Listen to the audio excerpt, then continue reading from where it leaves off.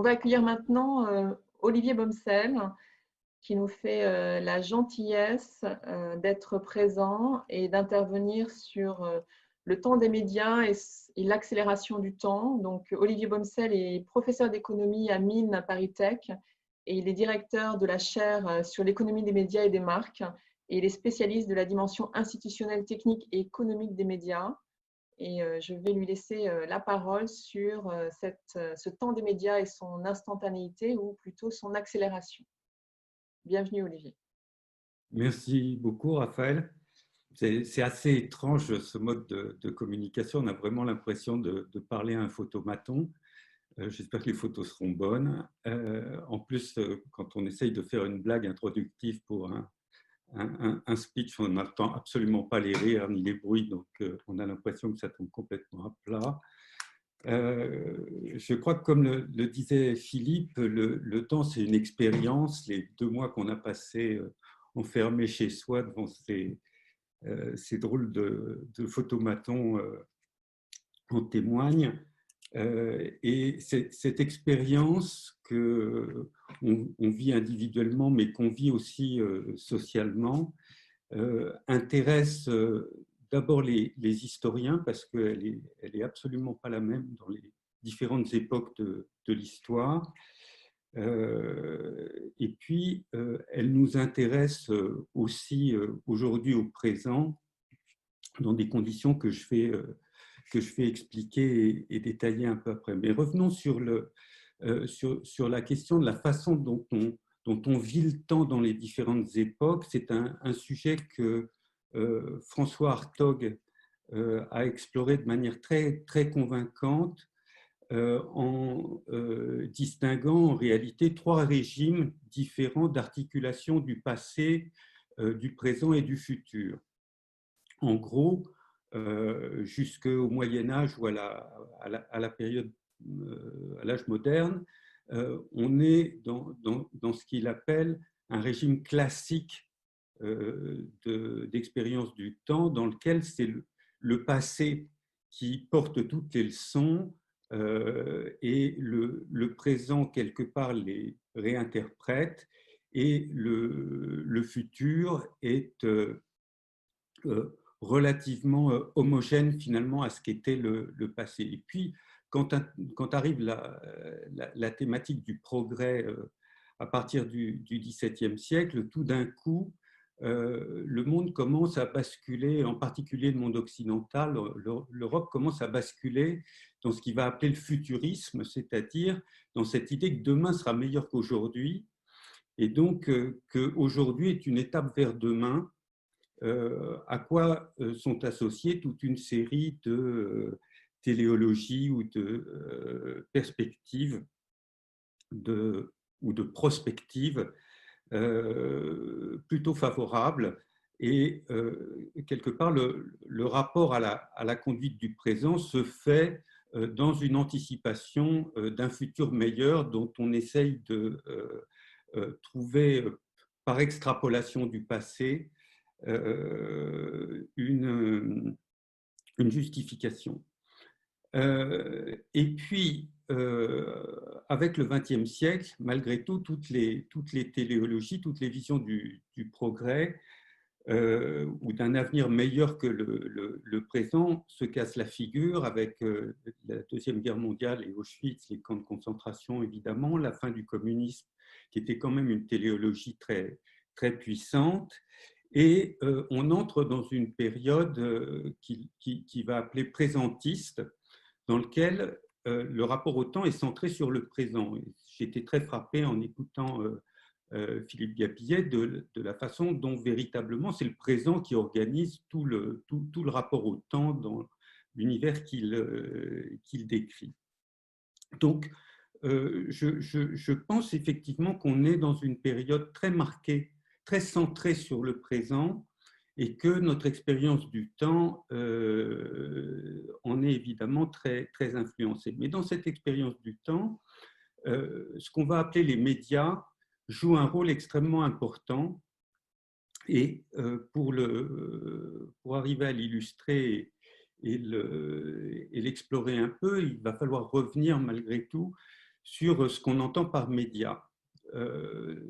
Depuis que les supports ont été dématérialisés et que finalement toute l'information passe maintenant de manière codée sur des réseaux, on a tendance à confondre ce qui relève de la correspondance, de la discussion entre parties qui se connaissent, et ce qui relève de la publication, c'est-à-dire de l'émission d'un vers plusieurs indistincts ou anonymes. Or, le propre des médias, depuis que les sociétés existent, c'est de publier, c'est-à-dire de rendre public des récits et donc de construire autour de cette opération de publication qui va donner au récit ou à la chose qu'on montre une représentation sociale et un statut, et derrière ça, si c'est un récit, une signification, un usage social particulier.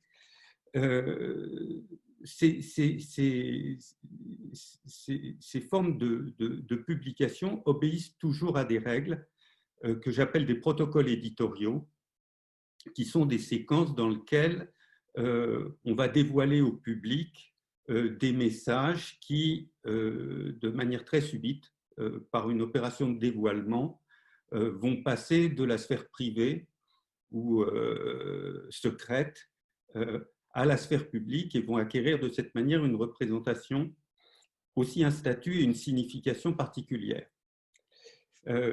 Si on se projette dans la société sumérienne, on voit que le code d'Hammurabi, la façon dont les Sumériens publient, consiste à construire des monuments, des objets de monstration au sens étymologique. Et c'est ce qui différencie pour eux l'usage de l'écriture dédiée à la correspondance ou à la transaction de l'usage de publication où tout d'un coup le message va s'adresser à l'ensemble. Donc ce qui est très intéressant dans le protocole éditorial du code d'Hammurabi, c'est que la loi édictée par Hammurabi, qui figure gravée sur le gros monolithe de basalte qu'on trouve au Louvre, a pour vocation de durer toujours, et la manière dont elle est montrée, dont elle est disposée, lui donne un statut éternel pour la société à laquelle elle va s'appliquer. Tout ça pour dire que la manière dont on fait apparaître et éventuellement dont on périme et on rafraîchit les récits dans des outils de publication a une incidence très, très, très forte sur la perception du temps qu'on peut avoir. Et je vais en venir maintenant plus directement à une forme de récit qui nous concerne tous, qui sont ce qu'on appelait autrefois les nouvelles, l'information, mais le mot information est devenu tellement polysémique qu'on ne peut plus l'utiliser, qu'on pourrait appeler par un anglicisme aujourd'hui les news. Et les news sont des récits d'événements réputés réels, ayant eu lieu, et dont des professionnels, souvent accrédités, institutionnalisés, rendent compte sur des supports qui, depuis le XVIIe siècle, sont des journaux ou du papier imprimé tiré à plus ou moins un grand nombre d'exemplaires, en fait ayant vocation à toucher l'ensemble du public sachant lire. Et jusque au début du XXe siècle, les news étaient véhiculées par ce qu'on appelait la presse, dérivée de l'imprimerie, qui était le journal avec une parution quotidienne et dans lequel ce qu'on considérait comme nouveau était en réalité l'actualité de la veille ou de quelques jours avant, raconter sur ce support. Dans un protocole éditorial, ce qui est très important, c'est que le public soit averti de l'arrivée d'un nouveau message. D'où ce besoin dans beaucoup d'activités ayant vocation à publier, de trouver des rituels qui permettent au public de savoir que systématiquement un nouveau message lui est adressé. En gros, les films en France sortent le mercredi, on sait qu'il va y avoir des nouveaux films, les journaux sortaient tous les jours, etc. etc. Ce qui change avec l'arrivée de la radio et de la télévision, c'est que le délai de diffusion des nouvelles peut être considérablement raccourci. La radio et la télévision arrivent sur le marché au XXe siècle avec des premières fonctions qu'on a oubliées aujourd'hui, qui étaient pratiquement celles d'horloge parlante. La radio donnait l'heure. Elle continue d'ailleurs toujours de donner l'heure. La télévision affichait en mire une horloge qui rappelle aux téléspectateurs le temps social et celui du média qui va entendre. Et le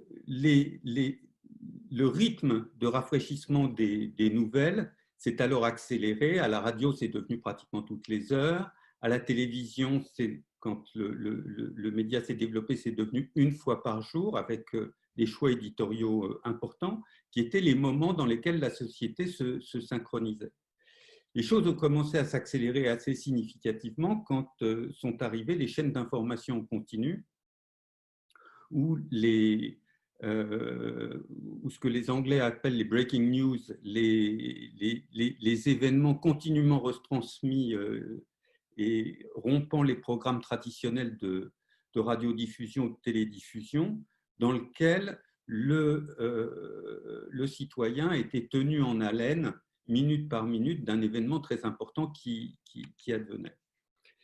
Ce dispositif s'est considérablement ensuite étendu et accéléré avec le déploiement d'Internet qui, là pour le coup, ouvre à chaque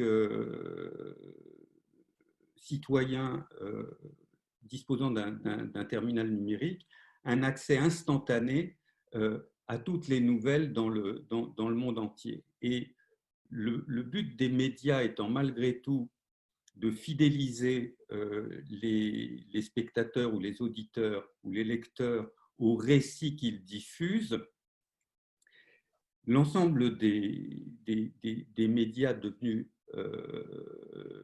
en ligne et diffusés en continu a commencé à trouver des recettes pour rendre le consommateur de plus en plus addict, d'une certaine façon, au récit instantané, au récit immédiat. Et cette accélération donc, du rythme des récits est véritablement rentrée dans le mode de vie général, largement complété par les médias sociaux dans lesquels des nouvelles formes de récits ont été introduites, qui sont un peu les récits dont vous êtes au centre, dont vous êtes le héros, et qui prolongent d'une certaine façon le récit, prolongent et personnalisent le récit des news. Le plus souvent d'ailleurs, les news générales étant mises dans le contexte de votre fil personnel, appelant de votre part plus ou moins de commentaires sur l'actualité réelle, etc. Ce qui me frappe dans ce processus et dans l'épisode qu'on vient de traverser, c'est à quel point finalement les protocoles éditoriaux qui étaient très identifiés à la construction, à des pratiques de construction de récits et à des règles formalisées au cours de décennies, voire de siècles, ont progressivement glissé, basculé provoquant une assez grande confusion. J'en veux pour preuve l'épisode de la chloroquine ou de l'hydroxychloroquine du professeur Raoult, où manifestement se sont confrontés deux protocoles éditoriaux complètement différents. Le protocole des news ayant vocation, avec l'information en continu, à submerger le public d'informations sur la propagation de la pandémie, le nombre de morts, le nombre de contaminés, la comparaison régionale et mondiale. Et puis, le protocole éditorial de la science, qui est une forme de récit tout à fait spécifique et dont la publication obéit à des règles depuis assez longtemps, qui ne sont absolument pas celles ni de la presse de news et encore moins des médias sociaux. Et donc, on a vu autour de l'urgence créée par le contexte pandémique des débats apparemment scientifiques visant à valider des remèdes proposés sur des médias qui n'avaient rien à voir avec la médecine ou la science, et envahir du même coup la sphère de l'opinion avec des sondages sur les vertus ou les défauts de tel ou tel produit sur le développement de la maladie, et qui témoignent, de mon point de vue, davantage d'une confusion dans le rapport au temps, dans la maîtrise du temps, que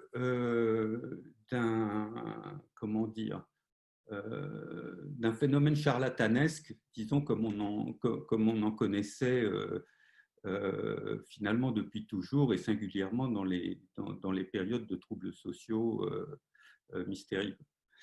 Donc voilà, pour introduire la discussion, ce que je peux dire sur les médias et la prégnance très forte des médias instantanés sur notre perception du temps. Merci, merci Olivier pour ce. J'ai peut-être été cours. mais... Je fais appel aux questions, mais si vous le permettez, je vais questionner Olivier justement sur la place qui est laissée au passé. Que nous reste-t-il compte tenu de ces transformations comme place au passé par rapport à cette accélération et cette prégnance du présent? Je pense que d'abord, il y a une espèce de crise de l'histoire, au sens où l'histoire avait pour fonction de créer un récit qui structure une identité nationale ou une identité sociale, et que cette notion d'identité dans la mondialisation est malgré tout un peu trouble. Néanmoins, je suis absolument certain que l'histoire va retrouver, et le rapport au passé va retrouver un intérêt très fort dès lors qu'il s'agira de comprendre ce que peuvent être les relations entre la Chine, l'Europe ou les États-Unis dans un monde tripolaire. Si on veut comprendre quelque chose à la Chine, je crois qu'on est absolument obligé de revenir dans le passé et comprendre ce qui a structuré dès le premier millénaire avant Jésus-Christ les institutions, les règles de fonctionnement, les réflexes collectifs de la société chinoise, et qui a été cristallisé dans la civilisation impériale jusqu'au début du XXe siècle, et prolongé ensuite dans la période suivante jusqu'à aujourd'hui, et qui fait que la Chine, toute puissante qu'elle soit au sortir de la crise, est malgré tout impuissante à communiquer avec le reste du monde. Et si on veut comprendre ce que c'est que la Chine aujourd'hui, la place qu'elle peut occuper dans le monde, on va être obligé d'étudier le passé de la Chine. Idem, si on veut comprendre ce que sont les institutions américaines et où va l'Amérique, on va être obligé de regarder d'un peu plus près d'où elle vient, comment elle s'est construite et dans quelle phase elle est aujourd'hui de son évolution. Donc, je pense que dès lors que les différences institutionnelles vont apparaître de manière beaucoup plus forte dans la mondialisation, ne serait-ce qu'à travers la façon dont chaque pays, chaque système institutionnel a réagi à la pandémie, on va être amené à s'intéresser davantage à d'où ça vient, pourquoi ça a fonctionné de cette manière. Et là, on ne peut pas éviter le retour sur le passé. Alors, il y a une question de Philippe qui demande s'il existe ou s'il y avait un média plus adapté, capable de répondre à ce désir d'information instantanée, mais aussi qui laisse l'axe de réflexion au lecteur dans tout ce que nous avons à disposition.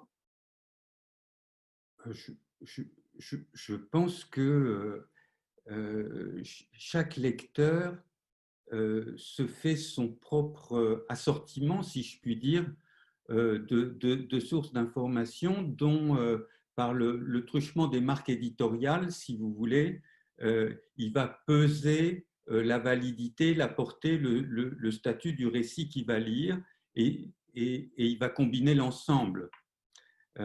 Il ira confronter une rumeur colportée sur un média social à ce qu'en publie tel ou tel journal de la presse quotidienne dont la marque est la garante d'une véracité ou d'un recoupement de l'information. Comme on a fait pour l'expérience de Didier Raoult en publiant dans une revue spécialisée dans ce type d'analyse avant de statuer sur la vérité ou la controverse de l'efficacité de son médicament. Alors, une autre question, et peut-être la dernière, on va voir. Alors, par rapport à cette prévalence du présent, est-ce que vous partagez l'approche d'une vacuité projective, peut-être des plus jeunes ou peut-être de tous, c'est-à-dire qu'un futur dans lequel on a beaucoup plus de mal que par le passé à se projeter? Avant, on pouvait être communiste, progressiste, même les deux termes étaient complémentaires, ou au contraire réactionnaires. Aujourd'hui, il y a malgré tout un assez fort consensus apocalyptique sur le devenir du monde, le réchauffement climatique, enfin l'activité humaine est devenue hors de contrôle et donc l'apocalypse se prépare. Pour les collapsologues, c'est demain, voire c'est dans 10 minutes. Pour les autres, c'est à plus long terme. Donc, je comprends très bien que face à un futur menaçant, le repli dans le présent, dans l'immédiat, soit relativement plus confortable. Pour autant,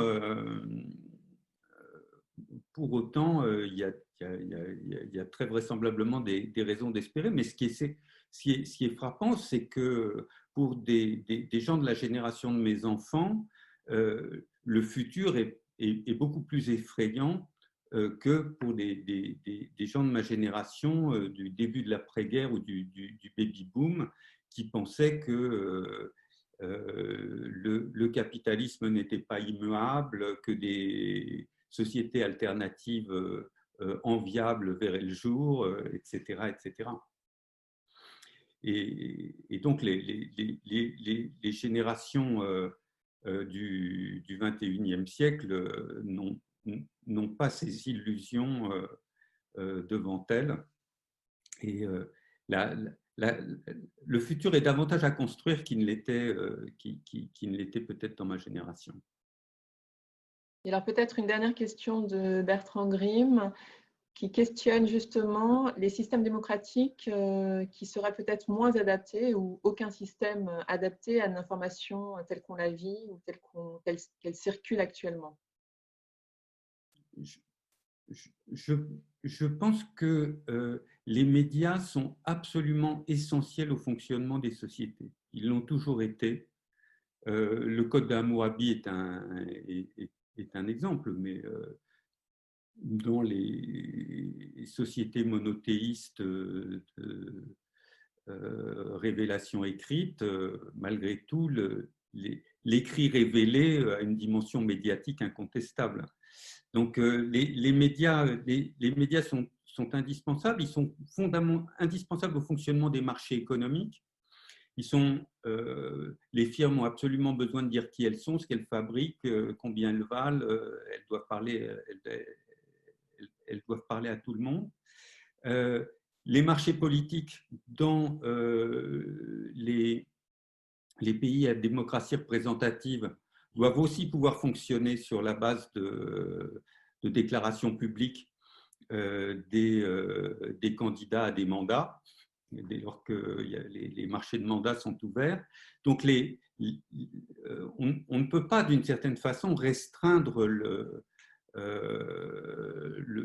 développement des médias. La question est de savoir quelles sont les marques qui, dans l'univers des médias, vont acquérir un statut donnant au récit qu'ils publient des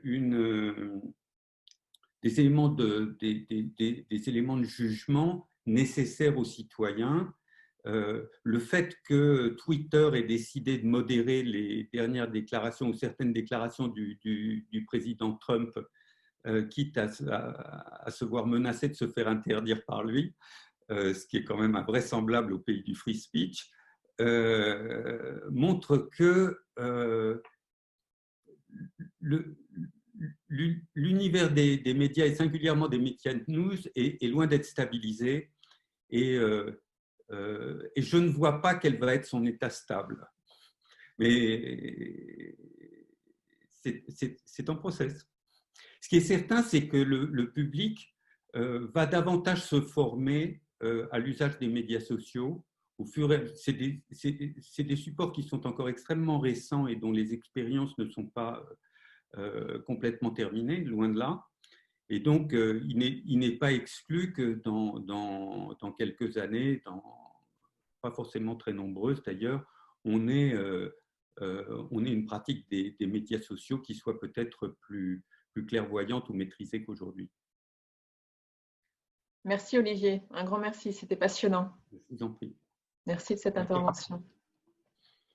J'espère que la photo sera bonne. Oui, on va faire en sorte.